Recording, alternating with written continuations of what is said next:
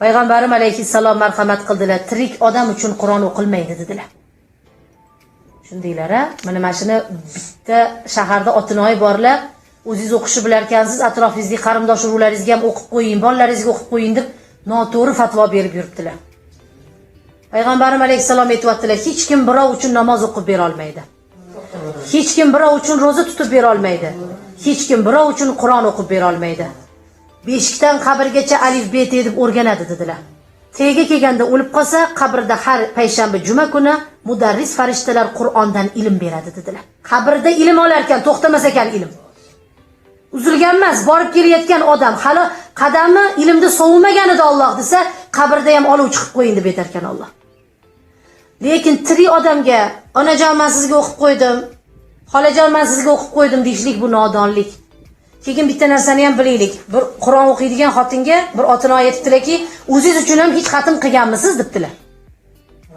Aziz ayollar, o'zi o'qigan odamga birinchi yozilmay, u kimga yoziladi? Tafakkur qilib ko'ringchi. Har doim birinchi bo'lib yoziladigan savob albatta u Qur'onni zikr qilgan kishiga bo'ladi. Misol uchun men hayotim davomida 50 ta xatm qilgan bo'lsam, 50 ta xatmni kimga qilgan bo'lishimdan qat'iy nazar birinchi Alloh o'zimga yozadi uni. Chunki men mehnat qildim. Men ko'zimning nurini sarfladim, men uning ustida o'tirdim. Men o'sha paytda maishat qilmadim, ibodat qildim. Alloh birinchi bo'lib o'zini, qolaversa payg'ambar alayhisalomni, qolaversa Qur'onni jamlaganlarni, qolaversa xil xish 7 pushtisini deb aytar ekan inshaalloh.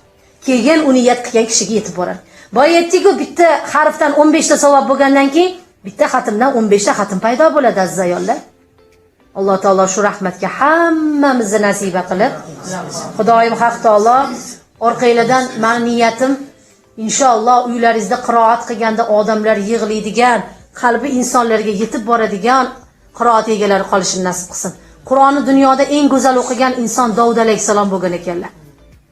Alloh aytadi, u Davud Zaburni tilovat qilganda qushlar jonsiz bo'lar edi. U Davud Qur'onni qarangki, Zaburni tilovat qilganda joyida ketayotgan hayvonlar mahliyo bo'lib, shu holatda suvsizlikdan qarangki, aqldan begona bo'lardi deydi Alloh taolo. Qiyomat kuni hamma javobini berib bo'lgandan keyin Alloh amr qilar ekan, ey Davud alayhisalom, qani bir tilovat qiling ummatlar. Ya'niki jamiki payg'ambarlar ummatlari bugun Zaburning, Qur'onning tilovatidan yayrasindir ekan Alloh. Allohdan so'raylik, Allohdan umid qilaylik, navaralarni otini qo'yaylik Davud deb. Inshaalloh xonadoningizlarda tug'ilgan Davudlar xuddi shunaqa qiroat qiladigan zotlardan bo'lsin. Allohim bu xonadonda o'qilgan Qur'onlarni ham dargohida qabul etsin. Qilinayotgan xatmlar dargohiga yetib borsin. Xudoyim Qur'onga amal qiluvchilardan bo'lish nasib etsin. Qur'onda qayd degandan qaytishlikka, bor deganga borishlikka Alloh musharraf etsin. O'qilgan Qur'on bilan, bitta o'qilgan Qur'on bilan 7 pushtingiz qabriga chiroq yonar ekan aziz ayollar. Bitta qul huvallohu ahad o'qib qo'ydingiz, otangiz tomonidan 7 pushti, onangiz tomonidan 7 pushtini bugun qabrida zulmat yo'q ekan. Allohim shu rahmatga hammamizni musharraf etsin. Bi fadlika, bi karamika, bi rahmatika ya arhamar rohimin. Amin. Allohu akbar. A'udhu billahi minash shaytonir rojim. Bismillahir rohmanir rohim. Bu fano dayra ichra ey nur Xudo, xush keldingiz, xush keldingiz. Ko'chadan qo'shningiz kelsa, xush keldingiz deysiz, a? Payg'ambarim alayhisalomga aytmaysizmi? Hamma baravariga aytadi. U zot ruhlariga, anbiyolariga xush keldingiz deb izhor qilgan muhabbatinglar qabrlariga yetib boradi. Bismillah. Mabda'i nuri ziyo, koni safo, xush keldingiz, xush keldingiz. Shulai sham'i risolat, partavi xurshid qurb, axtari burji nubuvat. Ahmado xush keldingiz, xush keldingiz. Laylatul mirojda qilmoq uchun sizga biroq qudusiylarning diydasiga to'tiyo xush keldingiz, xush keldingiz. Sayyidi avlodi odam, xotami payg'ambaron, podshohi barchaga xalqi Xudo xush keldingiz, xush keldingiz. Marhabo yo marhabo, Marhaba Jandal Husayni marhaba, sadqa bo'lsin bir during, mavzun sado xush keldingiz, xush keldingiz. Dargohingdan hech kishini noumid qaytarmagin, bizga dolar dardiga oliy shifo xush keldingiz, xush keldingiz. Osiy isyonchi gunohkor ummat uchun ko'p yig'lamang, ummat uchun aylasin jannat ato.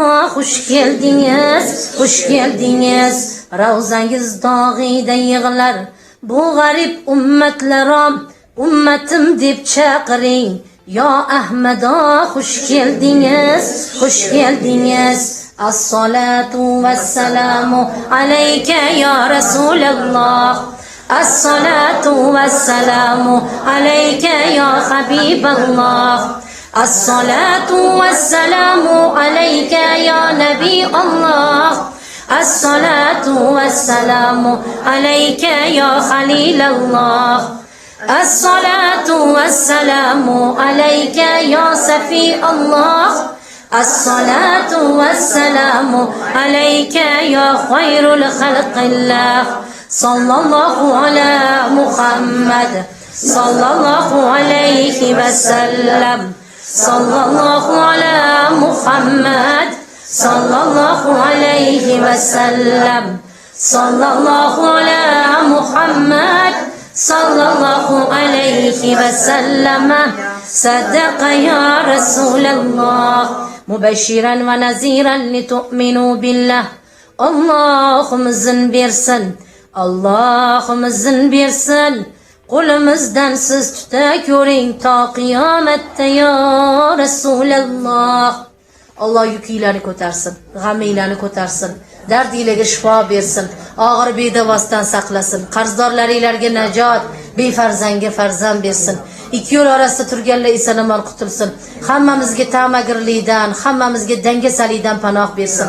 Xudoyim so'nggi nafasgacha sajdaga yiqilib turadigan quvvat, oyoq qo'lni o'zimizga xizmat qiladigan bo'g'imlarimizni salomatligini ato etsin. Aqllarimizdan ayirmasin, Alloh saqlasin, Xudo asrasin, odamlarga mazah, mayna bo'ladigan qarilikdan saqlasin. Xudoyim qaritganda hikmat bilan qaritsin, qaritganda viqor bilan qaritsin. Hatto qaritganda ham xunuk qaritmasin. Buni ham so'raylar namozda. Shunaqa chiroyli qarish nasib qilsinki, qaddilarimiz g'oz, viqorda, qadamlarimiz dona-dona savlatda, yuzlarimiz nurda, inshaalloh yorug'likda odam qarasa, yana istarasiga odamning nigohi keladigan darajada chiroyli husn bilan qaritsin. Xudoyim yaratgan Robbim qadamlarimiz hajga yetsin. Alloh yo'llarimizni ochsin. Bolalarimizdan g'ubor ko'tarilsin, oqibat so'sin orasiga. Hammasi silay rahimli jigarjon bo'lsin. Qavmimizdan, qarindoshlarimizdan adashganlar chiqmasin. Hammani boshiga sajda, qo'liga Qur'on rahmatini ato qilsin. Xonadoningizga fayz bersin. Hech qachon zavol ko'rmaylar.